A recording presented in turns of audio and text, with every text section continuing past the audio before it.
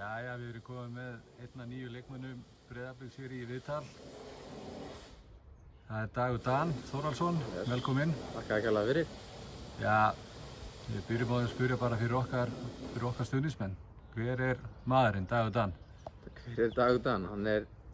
Það er 22 ára leikmaður sem hefur spilað á ýmsum stöðum, uppalinn í Árbænum og flutti síðan í Hafnarfjörðinn og spilaði með fyrsta meistaraleik í Haukum.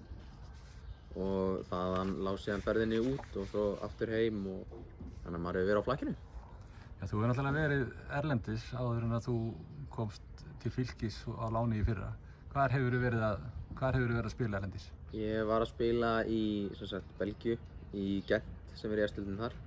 En ég var að spila í varaliðinu og U19 og svo kem ég heim og skrifa undir á Keflavík og spila eitt season þar. Og er síðan keyptur út til Noregs og spila með Mjøndalen, er í 3 ár í Mjøndalen og spila í eftirdeildinni í Noregi á eitthvað nokkur leiki þar. En áreindar fer á láni til Kvik Halden sem er í næstdeildinni í Noregi, þannig að ég á eitthvað nokkur leiki þar líka. Þegar Breiðablik kom til söguna núna í haust, Já. Var það erfitt val að velja Breiðablik frekar en aðra klúbba? Nei, ég get nú ekki sagt það. Það var eiginlega bara mjög auðvelt. Það var bara, þegar ég fekk hringinguna þá var eiginlega bara fyrsta sem ég hugsaði já. Það var ekkert annað sem kom til greina. Nú er faðir þinn eins og flestir þekkja, Þórhallur Dan Jóhannsson. Hann var nú sæmilegur í fótbolta ekki á sínum tíma? Jú, hann var fínn, hann minnir mig ofta á það, hann eigi fleiri, hann á 2 A-landsleiki og hann segir að leið og ég er búinn að ná því að þá sé ég kominn á hans stall, þannig að hann er fínn í fótbolta, hann má eiga það. Ertu ekki betri en hann samt eða? Jú, sumir finnst það ekki en ég vil meina að ég sé það, klálega. En ég veit ekki alveg hvað honum finnst. Hann er aðeins að tjá sig í fjölmiðlum strákinn. Er hann svona sérlegur fjölmiðlafulltrúi dags Dan? Nei, fólk sem veit hver Þórhallur Dan er, það veit að hann elskar að tala og það finnst það mjög gaman og tala mjög mikið. Þannig að þá bara var ég einhverju podcasti og sagði bara eitthvað, þannig að kom ég svo sem ekkert við en bara fyndið og skemmtilegt sko.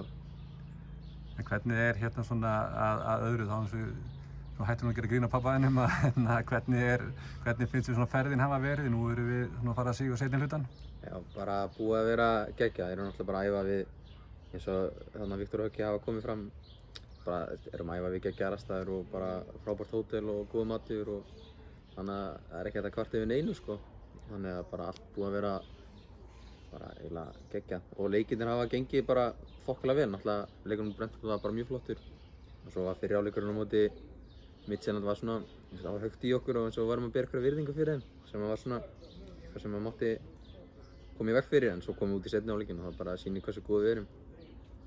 Hvernig, nú er síðasti leikurinn á morgun gegn FCK, eins og við veitum ekki alveg á hvað liðið þeir nákvæmlega að spila en hvernig meturðu svona möguleikann okkar á morgun? Bara, við hefum mikla möguleika á náttúrulega bara að fara langt í þessu móti og auðvitað ef það er bikar í boði þá viljum við taka hann. Þannig að við eigum bara að fara í hann leik og klálega að reyna að vinna hann. Þannig að svo eru líka svona vonast til að við fáum að spila á móti kannski þessum íslenskum strákum. Sjá hvað þeir geta, það væri mjög gaman allavega. Kærar þakkir fyrir viðtalið, gangið vel. Takk fyrir.